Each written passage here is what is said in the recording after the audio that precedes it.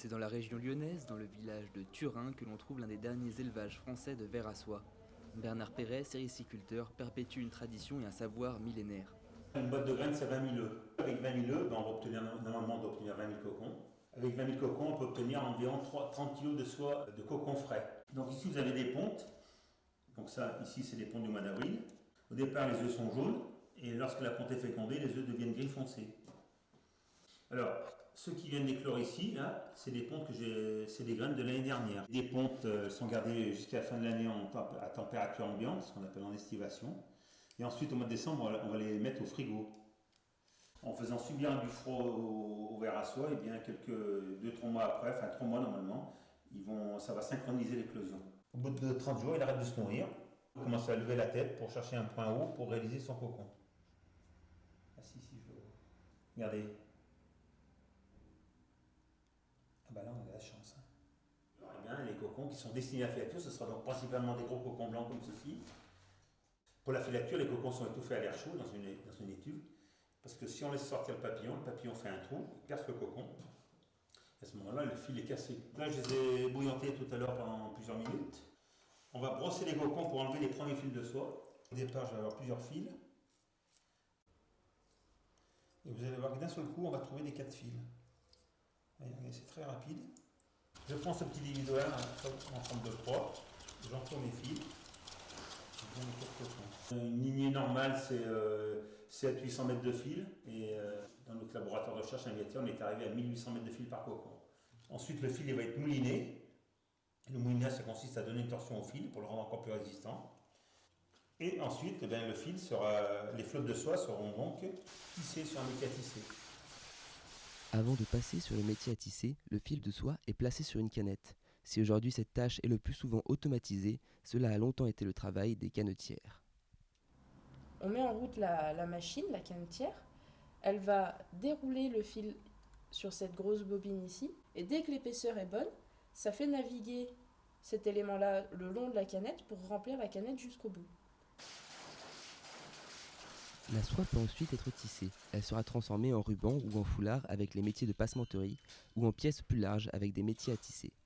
À cette étape, l'étoffe est presque achevée. Il ne reste plus qu'à lui appliquer les couleurs et les motifs qui ne manquent pas d'émerveiller les acheteurs. C'est le travail de l'imprimeur. C'est un atelier où on imprime encore tout ce qui est carré de soie, écharpe. On imprime avec un procédé qui est le procédé d'impression à la lyonnaise. Et cet atelier, on l'a créé il y a 25 ans pour continuer à imprimer à la main, tout en étant ouvert au public. À l'âge de 16 ans, j'ai commencé à travailler avec mes parents. Et puis lorsque l'atelier de mes parents a fermé, j'ai créé ce lieu pour continuer à imprimer à la main. Et j'ai pensé que le métier que je faisais pouvait peut-être intéresser le public. La soie qu'on imprime ici vient essentiellement de Chine. Les colorants qu'on utilise sont des colorants français. La gravure, la fabrication des cartes d'impression est faite aussi sur Lyon. Mais voilà, au niveau de la soie, on n'a plus le choix, il n'y a plus de fil de soie en France. Donc on va travailler sur des soies qui nous arrivent prêtes à être imprimées de Chine ou sur des soies dont le fil est importé et tissé dans la région lyonnaise. Avec le procédé d'impression à la lyonnaise, on ne va pas être dans la pièce unique, mais ça restera des petites séries. Je suis capable de faire que 6 foulards ou 8 foulards dans une couleur. Lorsqu'on applique la couleur sur la soie, il ne faut surtout pas que la couleur fuse. Donc c'est un mélange de colorants synthétiques et d'épaississants naturels. Le cadre d'impression, c'est un peu comme un pochoir. Vous avez des parties perméables et des parties imperméables. La couleur passe à travers les parties perméables, vient teinter la soie, et peu importe le nombre de couleurs qui a été mis dans la création au départ, on aura toujours besoin d'un cadre d'impression par couleur.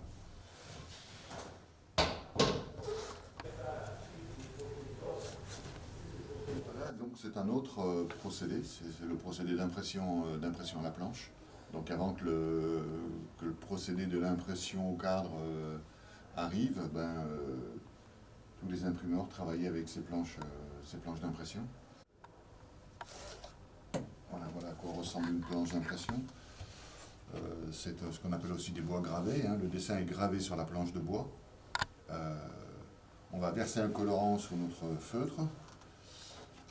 On enduit la planche de couleur et ensuite on l'applique sur le tissu. Là, avec ce procédé d'impression à la planche, on va être dans la pièce unique.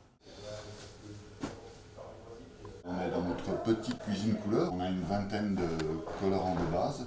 On va aussi travailler avec un épaississant naturel. Il y a à la fois les couleurs pour l'impression et ensuite on a aussi des colorants pour le pain à main. Contrairement à l'impression à la lyonnaise, le peint à main est une technique qui consiste à appliquer manuellement le colorant sur le tissu. Je m'occupe de tout ce qui est peinture sur le velours et là en fait c'est la technique de la panne de velours. Donc en fait c'est un tissage, c'est de la mousseline de soie qui est tissée sur du velours du viscose et on fait toute la mise en couleur du velours à la main. Là ça va être un dessin qui est assez rapide à faire, c'est des gros aplats de peinture, ça doit être je dirais 2 heures pour faire 4 étoiles. Là c'est des colorants synthétiques et là c'est un mélange de pigments, eau et alcool. Il faut que ce soit liquide pour bien que ça vienne imbiber le velours en fait jusqu'à la racine. Ça fait que les couleurs sont plus compliquées à maîtriser parce que ça fuse très très vite quoi. Ce n'est qu'après toutes ces étapes que les chefs-d'œuvre des soieries lyonnaises sont enfin prêts à la mise en vente. Un art qui s'est raffiné avec plus de 400 ans de tradition et d'expertise des soyeux de la région. Finalement, qu'ils viennent de Pékin ou de la vallée du Rhône, le fil de soie suit un chemin étonnant.